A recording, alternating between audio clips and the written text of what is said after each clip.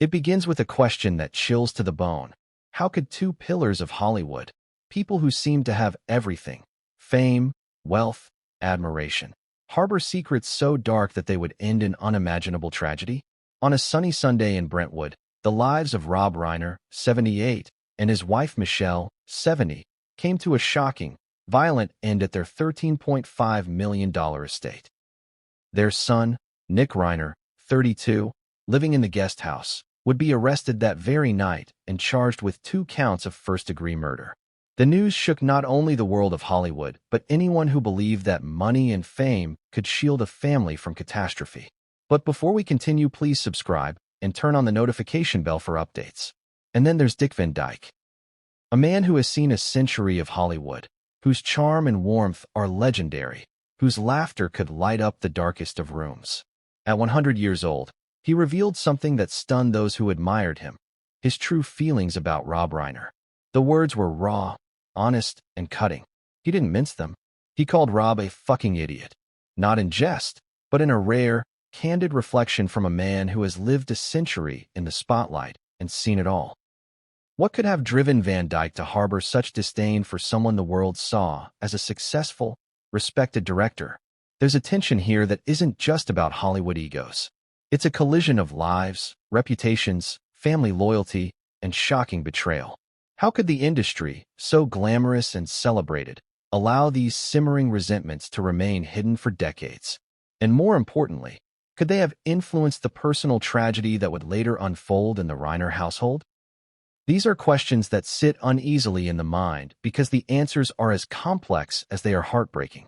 Let's go back to that morning in Brentwood. Romy Reiner, 27, reportedly discovered the bodies of her parents. Imagine the shock. Imagine the disbelief, the sudden, cold rush of fear and horror. And then the words she allegedly told the authorities, that there was a dangerous family member, someone who should be a suspect. A daughter pointing the finger at her own kin. It's a scenario ripped from the darkest corners of a thriller, but here, it was all too real. This wasn't gossip or speculation or a plotline from a TV drama. It was a reality that would haunt Hollywood headlines for weeks. But before we dwell on the crime itself, we need to understand the people involved, because the context matters. Rob Reiner is not just the director of classics. He is a man who lived his life under the public eye, married to Michelle, building a family that appeared flawless from the outside. Their home, their wealth, the careers, everything seemed to align with the picture of success. Yet behind the gates of the Brentwood estate, not everything was as it appeared. Families, especially those in the glare of celebrity, often carry fractures hidden beneath the veneer of perfection. And sometimes, those fractures can fester into something lethal. Now, consider Dick Van Dyke's perspective. At 100, he has witnessed generations of Hollywood actors, directors, and stars rise and fall. He has seen brilliance and folly, kindness and cruelty, loyalty and betrayal. For him to single out Rob Reiner as an idiot is not just a casual remark. It carries weight, gravitas, and history. What experiences led to such a sentiment? Was it a professional rivalry, personal clashes, or something darker? We don't yet know all the answers, but the curiosity alone is irresistible. This is the point where the story gets complicated, layered, and profoundly human. Because fame and tragedy often intertwine in ways that are both shocking and heartbreaking. We see Van Dyke's honesty about Reiner, Nick Reiner's alleged crime, and Romy's role in discovering the unimaginable. We also see a family's public image being shattered in real time. This isn't a story about Hollywood glamour. It's a story about the hidden currents that can devastate even those who seem untouchable. The world, in those first moments after the news broke, could hardly believe it. Social media exploded, news outlets scrambled, and every celebrity gossip channel tried to piece together the fragments of a family torn apart. Yet, amid the chaos, a pattern began to emerge, a picture of tension, resentment, and unspoken conflicts that had been brewing for years. And it makes you wonder, how many other tragedies have roots in relationships that were ignored, emotions that were unacknowledged, and warnings that were dismissed? So, we have 3 angles, each shocking on its own. Van Dyke's century-spanning contempt for Reiner, the brutal murder of Reiner's parents, and the chilling story of a daughter forced into the role of first responder in her own home. When you put them together, the story becomes almost surreal, yet undeniably real. And it begs a question that is impossible to ignore. How do the private animosities of a few lead to consequences that ripple outward, destroying lives in their wake? Imagine, for a moment, being inside that home on that fateful day. The sunlight streaming over manicured lawns, the normal sounds of a household going about its weekend routine. Then the sudden, unthinkable violence, the rupture of life and safety, the transformation of a sanctuary into a crime scene. And for Romy, the shock must have been immeasurable. A daughter, forced into an instant reckoning with mortality, fear, and betrayal. How does someone process that? How does someone reconcile the image of parents they trusted with the horror that lies before them? These questions will haunt the narrative as we explore the events, the context, and the implications. Meanwhile, the lens through which the public views these figures complicates things further. Rob Reiner has a reputation, a public persona of respectability and talent. Dick Van Dyke has a persona of warmth, joy, and decades of cinematic history. And yet, the private realities, Van Dyke's unfiltered critique, the Reiner family tensions, and Nick Reiner's alleged violence, conflict sharply with the image Hollywood has long projected. This is a classic clash of perception versus reality, a theme that will reverberate through every chapter of this story. And here's the most unnerving part. In Hollywood, nothing is ever simple. Fame magnifies everything. It masks some truths while exposing others. It creates pressure, envy, and sometimes even dangerous obsessions. In the case of the Reiners and Van Dyke, you see how decades of rivalry, personal resentment, and family dysfunction could intersect with a tragedy that seems both inevitable and unimaginable. The story is not just about a murder. It is about the human capacity for hatred, misunderstanding, and, sometimes, irreversible action. As we move forward, there are crucial questions that linger. Why did Van Dyke feel such deep contempt for Reiner?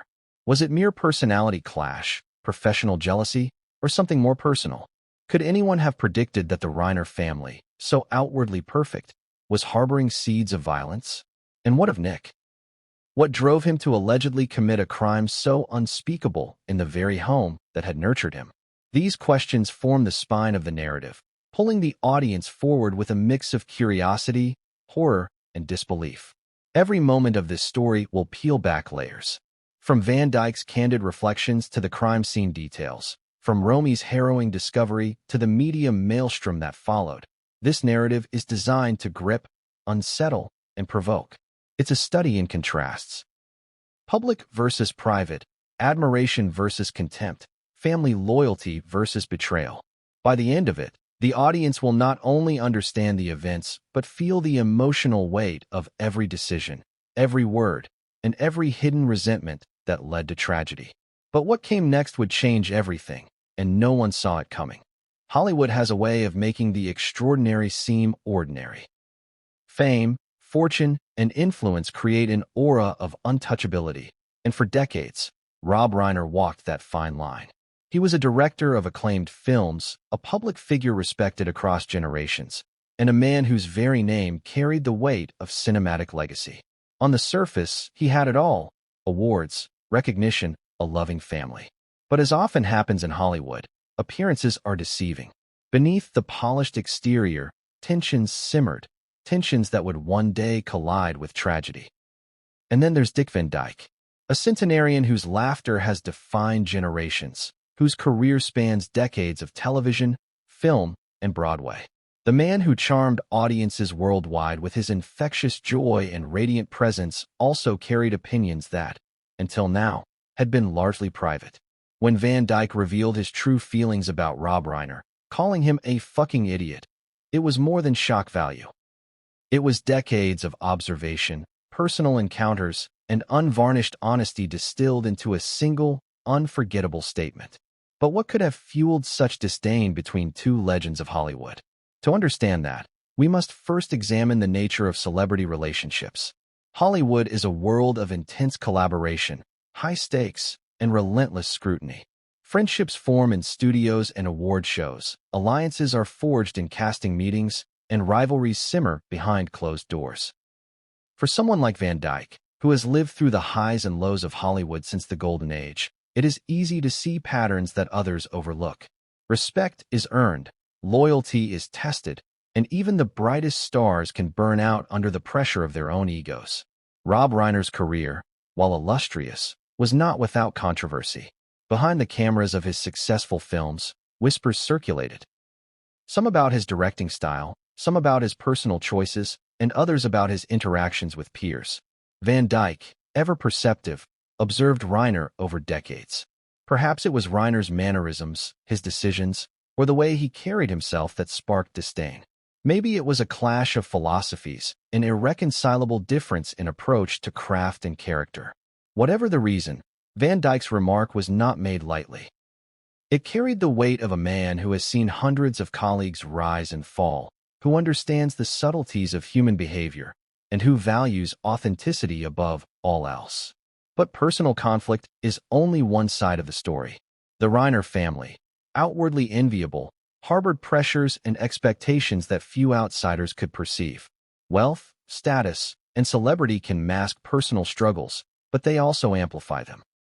Family dynamics, sibling rivalries, and generational tensions often play out behind luxurious doors, invisible to the public eye. Nick Reiner, Rob and Michelle's only son, lived in the guest house of the family estate. His relationship with his parents, while largely private, contained complexities that would eventually explode into the most unimaginable outcome. Imagine growing up in the shadow of fame. Every decision scrutinized, every success measured against legendary parents, every mistake amplified by public attention. For Nick, the pressure of his environment may have been overwhelming. Combine that with underlying family tensions, possible mental health struggles, and the inherent isolation of wealth, and the picture becomes disturbingly clear. Tragedies rarely happen in isolation. They are often the culmination of ignored signs, unaddressed conflicts, and unspoken grievances. And yet, the story is not just about Nick. It is about the collision of personal animosities with public personas. Van Dyke's blunt critique of Reiner is part of this collision, illustrating how private feelings can exist alongside public admiration. A man can be beloved by millions and still be despised by a peer who has witnessed his flaws firsthand. This duality, public reverence versus private contempt, is a hallmark of Hollywood, and it sets the stage for the larger tragedy that would unfold. The dynamics of celebrity relationships are further complicated by generational differences. Van Dyke, coming from a bygone era of Hollywood, often valued professionalism, decorum, and a certain humility. Reiner, a product of a later generation, operated in a landscape where personal branding, assertiveness, and creative control were paramount. These differences, subtle yet significant, could easily foster resentment. Over time, small disagreements and perceived slights accumulate, transforming into a deep-seated disdain that can outlast careers and personal interactions. Even as Van Dyke's century-spanning life perspective offers insight into Reiner's character, the Reiner family tragedy brings an urgent, visceral dimension to the narrative. The murder of Rob and Michelle Reiner is not merely a headline. It is the devastating consequence of private realities intersecting with public life. And when the daughter, Romy Reiner, allegedly identifies a dangerous family member, the tension escalates from hypothetical animosity to life-altering consequence. Every viewer must grapple with this. How do familial and interpersonal conflicts escalate into actions so catastrophic they cannot be undone? In exploring these questions, it becomes clear that the Reiner tragedy is a convergence of multiple forces. There is the generational clash, the celebrity rivalry, and the internal family struggles. There is Van Dyke's candid judgment, which, while seemingly unrelated to the crime itself, underscores the intensity of personal feelings that exist behind closed doors. And there is the stark reality of human fragility, the fact that even the most celebrated lives are vulnerable to emotional fractures that can have far-reaching consequences. To fully grasp the complexity, one must also consider the role of perception. Hollywood audiences see polished images, award shows, red carpet appearances, and flawless media coverage. But behind the scenes, human behavior is messy. Van Dyke's assessment of Reiner, while shocking, is a reminder that public personas are often masks for private truths. Similarly, the Reiners' seemingly idyllic family life concealed pressures, resentments, and ultimately, a violent rupture. In Hollywood, where image is everything, the divergence between perception and reality can be profound and dangerous. Let's consider for a moment the implications of Van Dyke's revelation. For decades, he observed Reiner, weighed his actions, and formed a definitive opinion.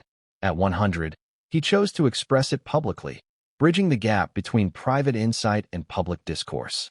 This is no small matter. In a world obsessed with celebrity image, truth-telling carries weight. It cuts through the curated narratives, exposing underlying truths that many would prefer remain hidden. And when paired with the Reiner family's tragedy, it forces a broader reflection.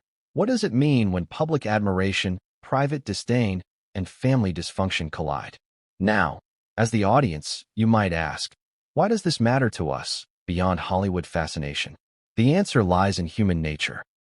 The Reiner case is extreme, yes, but it mirrors fundamental truths about relationships, power dynamics, and the consequences of unspoken grievances. Van Dyke's century of observation, the Reiner family's hidden conflicts, and the resulting tragedy provide a cautionary tale. No matter how much wealth, fame, or admiration surrounds us, unresolved conflicts and suppressed emotions can spiral into devastating consequences. And as we prepare to delve deeper, there is one final, haunting question that looms. Could this have been prevented? Could early intervention, acknowledgement of Van Dyke's and others' critiques, or a closer attention to family tensions have altered the course of events? The answer is uncertain, and that uncertainty forms the core of the suspense. Every layer we uncover in this story, Van Dyke's candid judgment, the Reiners' family dynamics, Nick's alleged crime, adds to a mosaic of tragedy that is as fascinating as it is terrifying. But what came next would change everything, and no one saw it coming. To understand the tragedy that struck the Reiner family, it is essential to start with the family itself. Rob and Michelle Reiner, their children, their home, and the life they built that, from the outside, seemed flawless. It is easy to look at wealth and fame and assume stability, but the truth is always more complicated. The Reiners were a household defined by achievement, expectation, and, beneath it all, tension. Their story is not just one of privilege. It is a study in human relationships, ambition, and the hidden cracks that appear even in the most gilded environments. Rob Reiner, 78, was a man whose name carried weight not only because of his work, but because of the life he had built. He had directed films that became cultural touchstones, projects that displayed wit, insight, and an uncanny ability to tap into the human condition. And yet, the career of a celebrated director is rarely without personal cost. Behind the accolades were long hours, creative conflicts, and the subtle, sometimes overt pressures of maintaining an image. It is here, in the quiet, unseen moments, that personality clashes can form. For every decision made on set, for every professional dispute, interpersonal relationships were tested and sometimes strained. Michelle Reiner, 70, was often described as the heart of the family, the anchor in a life punctuated by public attention and private stress. She managed the household with the precision demanded by wealth and social expectation, but she was also a mother navigating the complicated terrain of a son who, according to reports, struggled in adulthood. Michelle's presence was a stabilizing force, yet even her efforts could not entirely shield the family from tension or emerging tragedy. The Reiner children were, by all outward appearances, successful in their own rights. Romy, 27, is often mentioned in news reports as the daughter who discovered the tragic scene. To be in her position, to face such horror in the very home that nurtured her, is almost unimaginable. The weight of witnessing a parent's death is enormous, but when coupled with the immediate realization that danger may have come from within the family, it adds layers of confusion, grief, and trauma. The story of Romy is central because she represents the human element in what might otherwise be perceived as a sensationalized celebrity tragedy. Then there is Nick Reiner, the son who lived in the guest house, reportedly isolated from parts of the main household, but always under the gaze of his parents. Nick's presence in the family dynamic cannot be understated because, according to police reports, his actions would become the fulcrum of the entire tragedy. Understanding his upbringing, environment, and relationship with his parents is key to understanding the events that followed.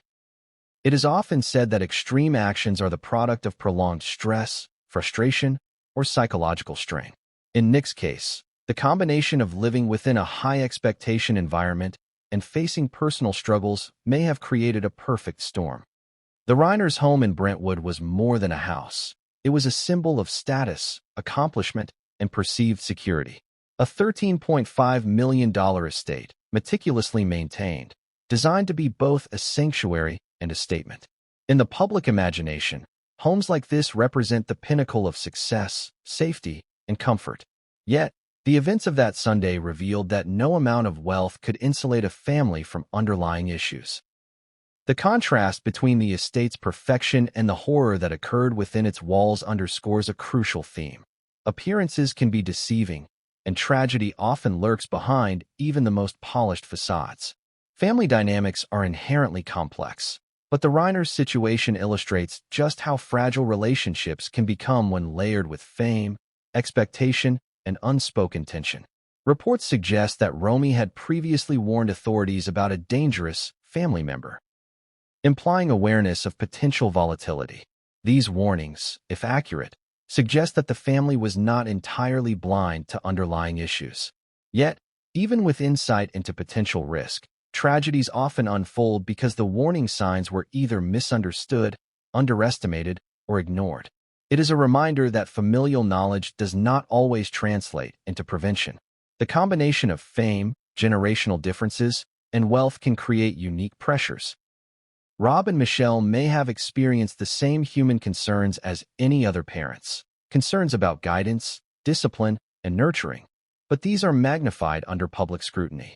Every decision about Nick, Romy, or household management carries a dual weight: the private responsibility of parenting and the public perception of perfection. Mistakes or struggles become fodder for rumor, and the family's ability to handle stress is constantly tested. Even with these pressures, there were elements of normalcy. The Reiners celebrated milestones, engaged in social circles, and maintained routines that outwardly mirrored any other successful family. But behind the rituals, subtle conflicts likely simmered. Family scholars and psychologists often note that high-functioning families, particularly those under public scrutiny, develop coping mechanisms that can mask real tension. Arguments may be private, resentment may fester, and feelings of isolation, especially in children, can grow unnoticed. Nick's living arrangements, in particular, hint at potential disconnect. While residing in the guest house, he may have been physically close yet emotionally distant. Isolation within a family compound, especially in one so meticulously controlled, can exacerbate feelings of neglect, inadequacy, or resentment. The intersection of familial expectation, personal struggle, and environmental control can be volatile. When combined with underlying mental health issues or unchecked frustrations, the results can be catastrophic. Michelle Reiner's role is also worth examining. She may have acted as mediator, disciplinarian, and caregiver, attempting to maintain equilibrium in a household already under the strain of wealth and fame. Women in her position often shoulder disproportionate emotional labor, attempting to prevent conflict from escalating while also managing their own emotional needs. The burden of this dual responsibility can create additional stress, particularly if warning signs of danger, such as troubling behavior in a child, are perceived but not fully addressed. Furthermore, the generational lens is crucial. Rob and Michelle came of age in different eras, with different expectations of family, duty, and public behavior. Nick and Romy, as products of later generations, would have encountered these expectations in a shifting cultural landscape. Differences in communication styles, values, and emotional expression often exacerbate misunderstandings. For instance, what may have been intended as parental guidance could be interpreted as control or criticism, fostering resentment. Over time, these misinterpretations compound, forming a foundation for conflict. The tragedy also highlights the duality of celebrity life. While wealth and fame provide privilege, they also impose isolation. The Reiners, despite their social circles and connections, may have experienced a sense of separation from peers who could not relate to their unique pressures. Isolation, combined with high expectations and unresolved familial conflict, creates an environment where emotions can intensify without the usual outlets for relief. In such circumstances, a single catalyst, whether a moment of rage, a perceived slight, or long-simmering resentment, can have devastating consequences. Romy's discovery of her parents' bodies is a stark reminder of this fragility. No matter how prepared or privileged, human vulnerability remains. The emotional impact of such a discovery is profound. Shock, grief, confusion, and a sudden, unmanageable responsibility. Romy's alleged identification of a dangerous family member underscores the complexity of her role. It forces the audience to confront uncomfortable truths about trust, safety, and the unpredictable nature of human behavior. The Reiner family legacy is, therefore, not just about fame or wealth. It is about the intricate, often unseen web of relationships, expectations, and pressures that define a household. It is a story that contrasts public admiration with private struggle, highlighting how even the most enviable lives can harbor hidden tensions. From the outside, the Reiners were successful, accomplished, and respected. From the inside, they were navigating complex dynamics that would, tragically, reach a breaking point. As we move forward, it is essential to remember that the Reiner story is both particular and universal. While the scale of their wealth and fame is exceptional, the underlying themes, family conflict, unaddressed resentment, generational differences, and the consequences of ignored warning signs, resonate across all human experience. In the chapters to come, we will examine the individuals involved, the events leading up to the tragedy, and the broader context that frames this heartbreaking narrative. But what came next would change everything, and no one saw it coming. Nick Reiner, 32, is a name now synonymous with tragedy, suspicion, and a family's unimaginable heartbreak. To understand the events that unfolded in the Brentwood estate, we must first understand the man at the center of it. Nick was not simply the son of Rob and Michelle Reiner. He was a human being shaped by privilege, expectation, isolation, and the shadow of fame. And like many lives lived under the weight of public perception, there was a private reality that few could see, and even fewer could comprehend. From the outside, Nick appeared to have a life that others would envy.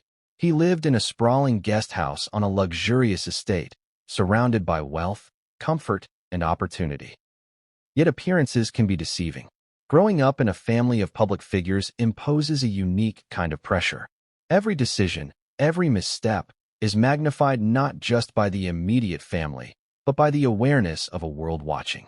In families like the Reiners, privilege does not immunize one from human flaws. It often amplifies them.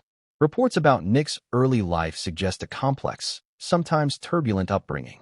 There were the ordinary pressures of childhood: academic expectations, social adjustment, sibling dynamics. But overlaying these were extraordinary circumstances. Living in the shadow of a famous father, navigating the intricacies of wealth, and understanding that privacy was a luxury he did not fully possess.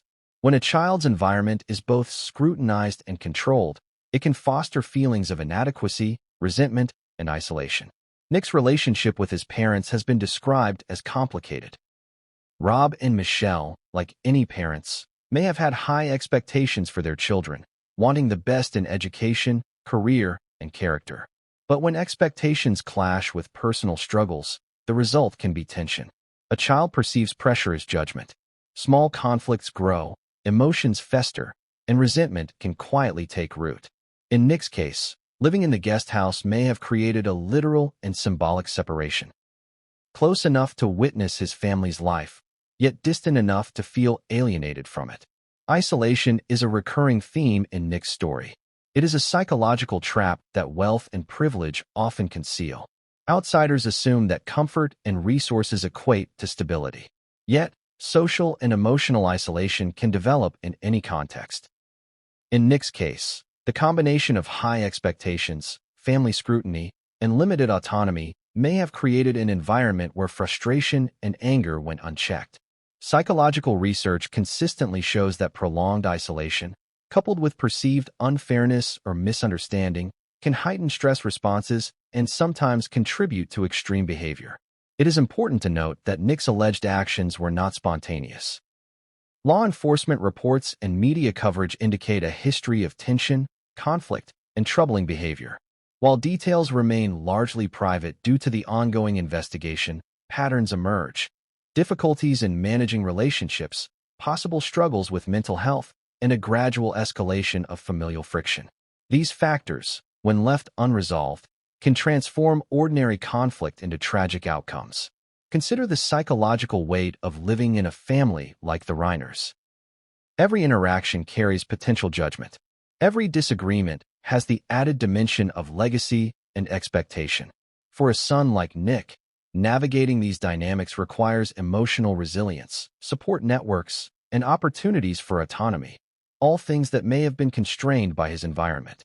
And when those needs are unmet, feelings of anger, inadequacy, or resentment can intensify. Nick's adult life also reflects the challenges of stepping out from a parent's shadow.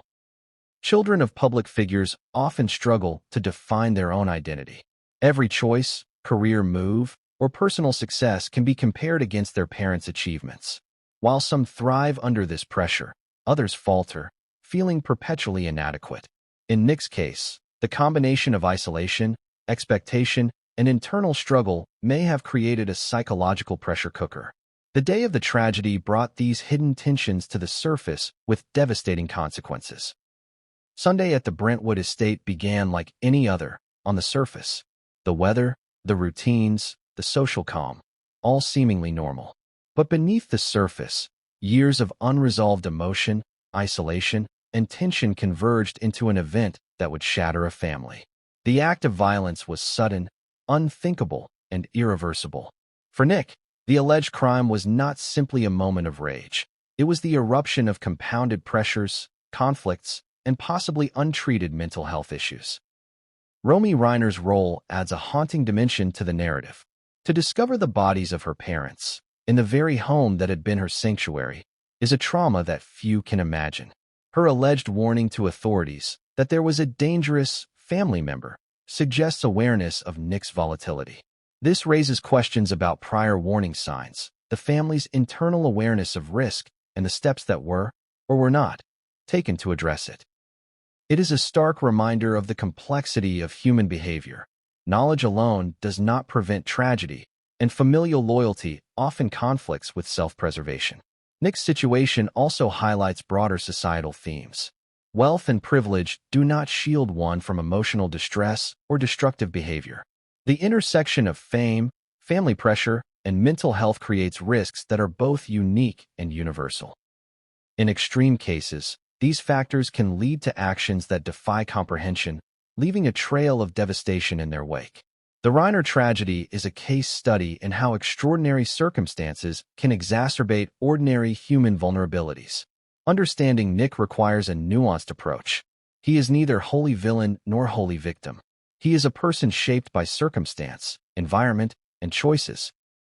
Just as all of us are, albeit without the scale of scrutiny and consequence that accompanies wealth and fame. His alleged crime forces us to confront uncomfortable truths about human psychology, how stress, isolation, and unresolved anger can converge in unpredictable ways. As we explore the next chapters, we will examine the events leading up to the discovery of the Reiner parents, the role of Romy, and the broader context of the Reiners' family dynamics. We will also delve into the perspectives of those who knew Nick, those who observed the family from a distance, and those who have tried to piece together a narrative from fragments of evidence and anecdote. Each layer reveals more about the pressures, misunderstandings, and human failings that culminated in this tragic event. But what came next would change everything, and no one saw it coming. Sunday in Brentwood started like any other. Sunlight spilling over manicured lawns, the quiet hum of traffic in the distance, the faint scent of garden blooms wafting through the air. On the surface, the Reiner estate looked exactly as it always had, pristine, controlled, a testament to decades of careful cultivation. But beneath that calm, a storm was about to erupt, one that would shatter not just the walls of the home, but the very foundation of the Reiner family. The first shock came in the form of discovery. Romy Reiner, 27, entered a scene no one could have prepared her for. Her parents, Rob and Michelle, lay lifeless in their home. The details of that discovery are harrowing, yet essential to understand the magnitude of the tragedy. Romy had reportedly been the first to see what the world would soon learn. Her parents had been stabbed, victims of a sudden, brutal act. The shock of seeing loved ones in such a state is beyond words. It is a trauma that reshapes the very core of perception, leaving those who survive the moment with a permanent scar. Imagine the mental process Romy would have gone through. First comes disbelief. Surely this can't be real. Then, confusion. How could such a thing happen here, in a home that was supposed to be safe? Then, terror. The realization that danger might still be present, that the threat could be closer than imagined. And finally, a crushing responsibility. The understanding that she may now need to act to protect herself, alert authorities, and come to terms with a reality that has been irrevocably altered. Each of these stages is compounded by the intimacy of the setting, the very place meant to nurture, comfort, and protect her. According to reports, Romy allegedly warned authorities that a dangerous family member should be considered a suspect. The gravity of that statement is staggering. It is not merely an observation. It is a direct acknowledgement of threat made by a daughter forced into an unimaginable position. In one sentence, she identified potential danger, humanized it, and simultaneously highlighted the collapse of trust within the family unit. It is the kind of statement that sends chills because it speaks to the tragic complexity of the situation. The enemy, in this case, may have been someone deeply loved and trusted. The response from authorities was swift, but the shockwave of the discovery could not be contained. Media outlets descended upon the story, each reporting fragments, conjectures, and quotes that painted a picture of horror. Headlines screamed, social media buzzed, and the world watched as details emerged. Yet no amount of coverage could capture the human reality of the moment. The grief, the confusion, the helplessness of a young woman discovering her parents in the most unimaginable circumstances. It is essential to understand that this discovery was not just a singular moment of horror. It was the culmination of years of underlying tension. Nick Reiner, reportedly living in the guest house, had been a figure of both proximity and distance, close enough to witness the family's life, yet apart enough to foster feelings of isolation and resentment. For Romy, the realization that the danger may have originated from within her own family compounded the shock, creating a complex emotional landscape. Fear, betrayal, grief, and disbelief all intertwined. The estate itself becomes part of the story. A home, no matter how luxurious, cannot shield its inhabitants from human conflict or emotional rupture. The $13.5 million property, with its sprawling gardens and secure gates, was a fortress of image, but not of reality. This dichotomy is striking. Outside, everything appears perfect. Inside, tragedy unfolds. The contrast is jarring and highlights a central theme in this story: the tension between appearances and reality, between what is shown to the world and what is hidden behind closed doors. Emergency responders arrived quickly, but the emotional weight of the scene was already etched into every corner. Officers and paramedics are trained to respond to violence, yet few can truly prepare for the personal dimension of a family torn apart. Romy's statements would guide the investigation, but the immediate focus was on the human element, the grief, the trauma, and the irreversible consequences of a violent act in what should have been a sanctuary. The public reaction was immediate and intense. Social media users speculated, journalists dissected, and every new detail fueled collective fascination and horror. Yet amid the frenzy, the human cost can easily be overlooked. This is not just a story of celebrity or wealth. It is a story of life, death, and the fragile bonds of trust and family. For Romy, for Nick, for anyone connected to the Reiners, the discovery transformed their world in an instant. In understanding this moment, we also begin to see the interplay of warning signs, anticipation, and the unheeded intuition that often precedes tragedy. Romy's statement about a dangerous family member suggests that the seeds of disaster were visible, if subtle, before that day. Family members, friends, or outsiders may have noticed tension, odd behavior, or warning signs, but human nature often minimizes what is uncomfortable or inconvenient. In this case, the stakes were devastatingly high, and the consequences irreversible. The discovery at Brentwood also forces the audience to confront questions of accountability, forewarning, and prevention.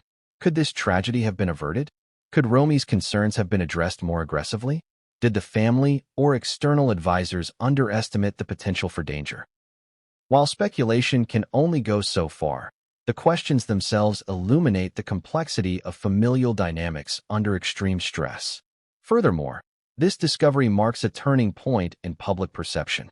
Rob Reiner and Michelle Reiner were not just victims. They became symbols of a larger narrative about the fragility of family, the dangers of unspoken conflict, and the limits of wealth and privilege in preventing tragedy.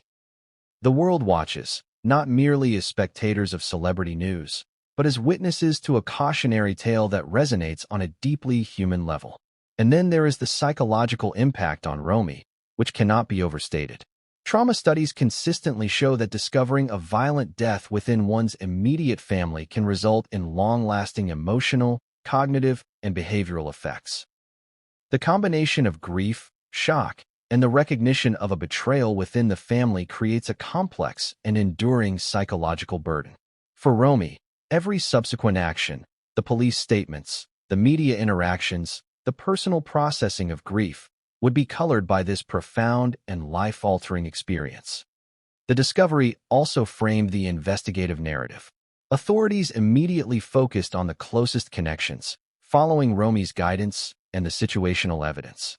The convergence of eyewitness insight, family knowledge, and crime scene analysis began to shape a story that was both deeply personal and legally complex.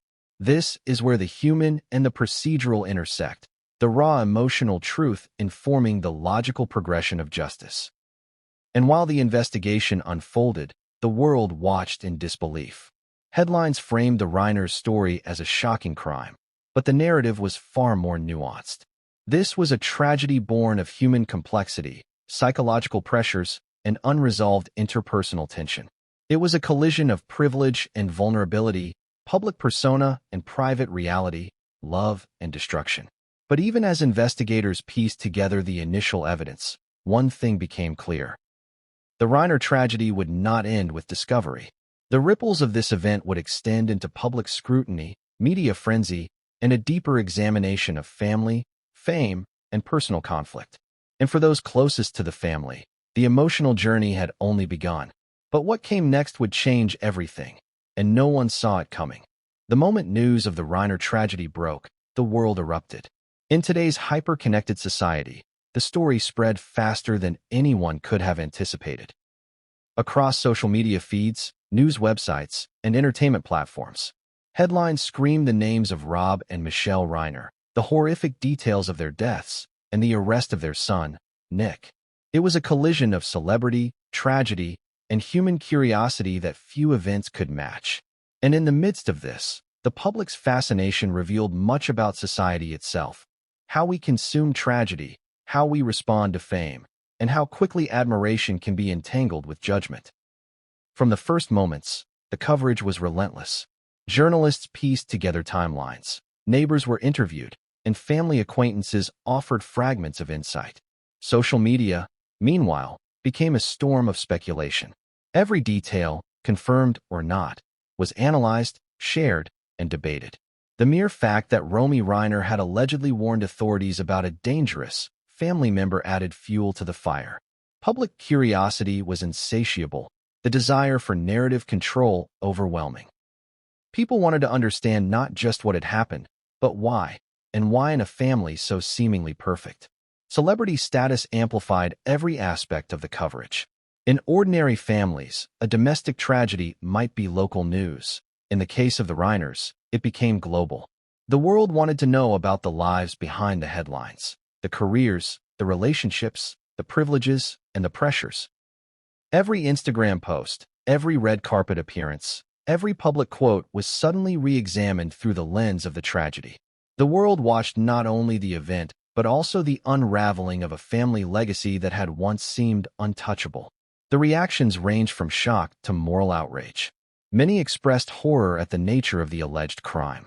Others speculated about the underlying family dynamics, questioning how wealth and privilege could coincide with such violence. Meanwhile, a darker undercurrent of fascination emerged, one that underscores a cultural obsession with celebrity misfortune.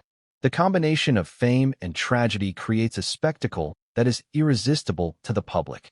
And in the case of the Reiners, the elements were almost perfectly aligned: a beloved public figure, a respected family, and an act of violence that defied expectation.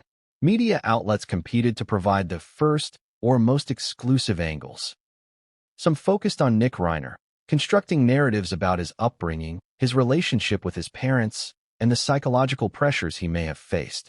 Others examined the Reiners' wealth and social standing, speculating on how privilege might have influenced behavior or access to opportunities.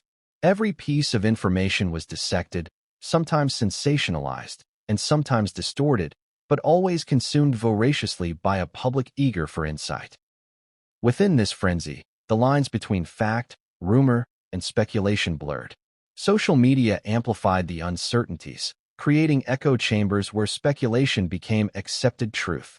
Influencers, commentators, and even comedians weighed in, blending analysis with opinion, often amplifying the most shocking or scandalous aspects of the story.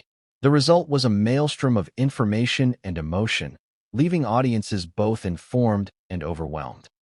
In such an environment, maintaining perspective is difficult.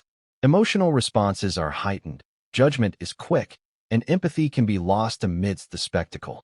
Yet the media frenzy was not merely a reflection of public curiosity. It also had real-world implications for the Reiner family. The exposure intensified grief, made private mourning nearly impossible, and created additional pressures for those directly involved. Romy, for instance, had to navigate the dual reality of processing trauma while being thrust into the public eye. Her actions, statements, and even silence became fodder for speculation, adding a layer of scrutiny that compounded her emotional burden. For Nick, the relentless attention intensified legal pressures and public judgment, magnifying the consequences of his alleged actions. The frenzy also highlighted a cultural tension between fascination and morality. On one hand, people were horrified and empathetic.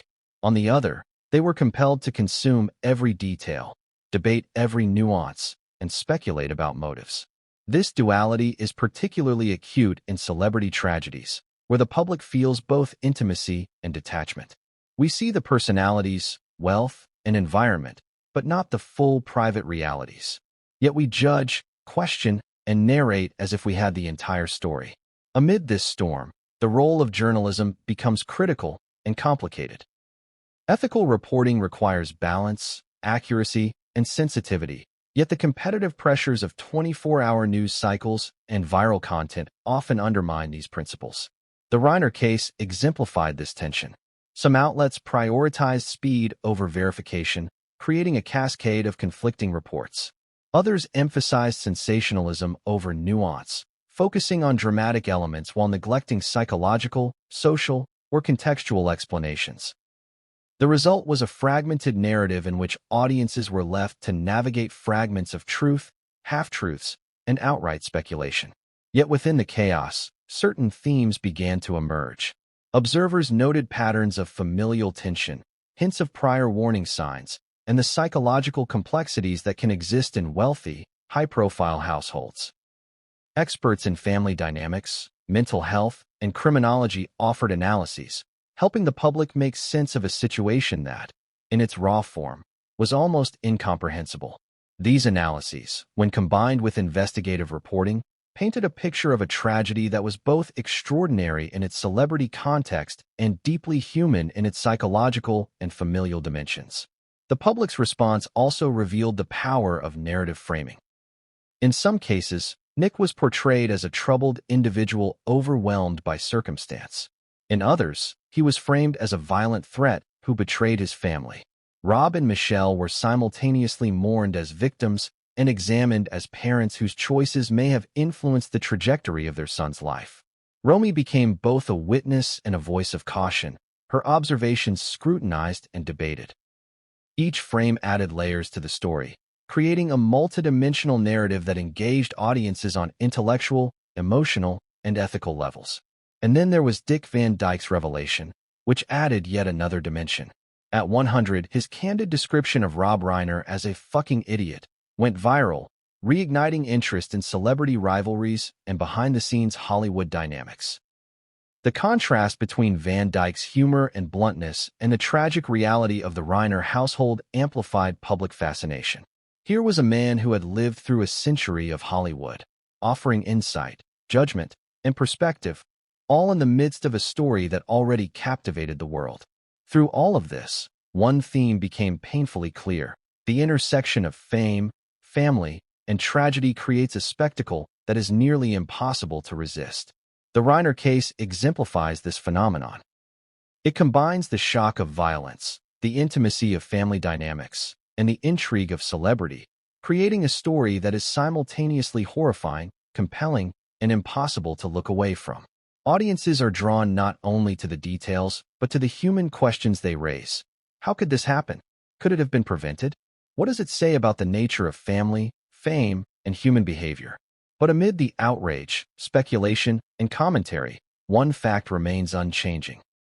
The discovery of Rob and Michelle Reiner's deaths is a moment that will forever alter the lives of those involved. The media frenzy is only the external reflection of an internal tragedy, a family shattered, a son accused, and a daughter forced into witness and analyst roles simultaneously.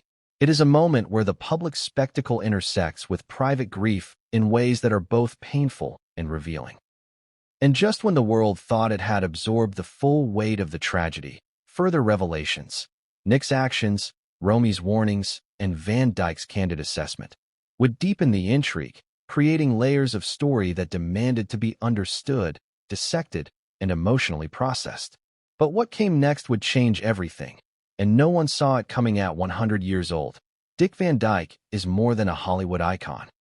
He is a living repository of cinematic history, a witness to eras of triumph, scandal, and transformation. His charm, wit, and enduring presence have made him a symbol of joy and longevity. Yet beneath the smile lies a sharp, discerning mind, capable of assessing the personalities and flaws of generations of colleagues. When Van Dyke publicly called Rob Reiner a fucking idiot, it was more than gossip. It was the distilled perspective of a man who has seen it all and speaks with unflinching honesty. The remark shocked the public. Here was a man celebrated for warmth and humor openly expressing disdain for a peer, a revelation that immediately went viral. It sparked debates across media platforms, with fans and critics alike asking, what could have prompted such a declaration? Was it professional rivalry, personal frustration, or a culmination of decades observing behavior that he deemed foolish or short-sighted? Van Dyke's statement cannot be understood without considering his lifetime in Hollywood, a world where egos are inflated, reputations are built and destroyed, and small decisions can define a career. Van Dyke's perspective is rooted in experience. He has witnessed the rise and fall of countless stars, directors, and producers. He has seen brilliance marred by hubris, talent wasted through poor judgment, and relationships destroyed by ego. In this context, his assessment of Reiner carries weight. It is not the casual insult of a stranger, but the measured conclusion of someone who has observed patterns of behavior over decades. When Van Dyke calls someone an idiot, it is a commentary not on isolated moments, but on a consistent set of actions, decisions, and character traits. The context of Van Dyke's comment also illuminates broader truths about Hollywood culture. In a world where success is publicly celebrated but privately contested, rivalries and resentments often simmer beneath the surface. Van Dyke's remark reflects a tension that is common in creative industries, the collision between public perception and private assessment. On screen, Reiner's work was lauded, his films beloved. Behind the scenes, however, personalities clash, decisions frustrate, and alliances falter. Van Dyke's century-long view provides insight into these dynamics, revealing the often unseen forces shaping careers, relationships, and reputations. But why now? Why, at the age of 100, did Van Dyke choose to speak openly about Reiner? Timing is everything. The tragic deaths of Rob and Michelle Reiner brought the family into the global spotlight. The story captured the world's attention not just because of the crime itself, but because of the human dimensions, a family seemingly perfect on the surface torn apart from within. In this climate, Van Dyke's candid reflection adds a layer of context, one that helps the public understand not just who Rob Reiner was professionally, but how he was perceived personally by someone who knew him across decades. Van Dyke's honesty also sheds light on the pressures inherent in celebrity life. Public personas are meticulously curated. Mistakes, flaws, and vulnerabilities are often hidden or minimized. Yet, as Van Dyke demonstrates, no image can fully mask behavior. Observers who live through multiple generations of the industry are uniquely positioned to see patterns that outsiders miss. His remark is both a critique and a revelation, offering insight into the disconnect between public admiration and private reality. In understanding this statement, it is crucial to consider its emotional undertones. Humor and bluntness are hallmarks of Van Dyke's personality, but the words carry more than jest.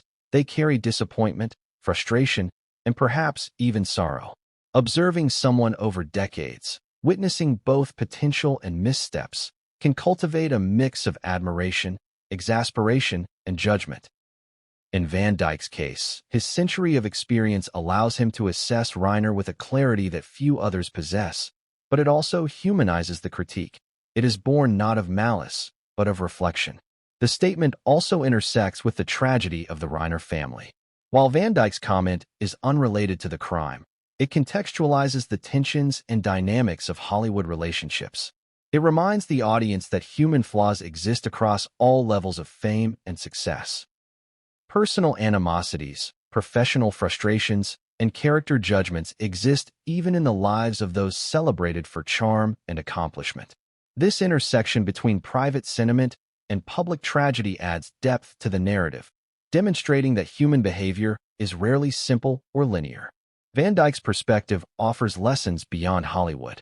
It speaks to the universality of human judgment, the complexity of relationships, and the consequences of behavior over time. In any field, creative, professional, or personal, decisions accumulate, reputations form, and patterns emerge. Observers, particularly those with long-term perspective, can perceive truths invisible to those immersed in the immediate moment. Van Dyke's remark is a reminder that insight, honesty, and candid reflection are invaluable, even when they are uncomfortable or shocking. Moreover, his statement highlights the contrast between generations. Van Dyke represents an era of Hollywood where respect, discipline, and professionalism were highly valued. Reiner, coming from a later generation, may have approached his career and relationships differently, emphasizing assertiveness, creative control, and personal branding. The collision of these generational values can create friction, misunderstanding, and resentment. Van Dyke's critique, then, is not just personal. It is generational, reflecting broader cultural shifts in how success and behavior are interpreted across time. The public's response to Van Dyke's revelation was immediate and intense. Fans debated the legitimacy of his assessment, while others praised his honesty. Social media erupted with commentary, memes, and discussions about the history of Hollywood relationships. The timing of the remark, coinciding with the Reiner family tragedy, intensified its impact.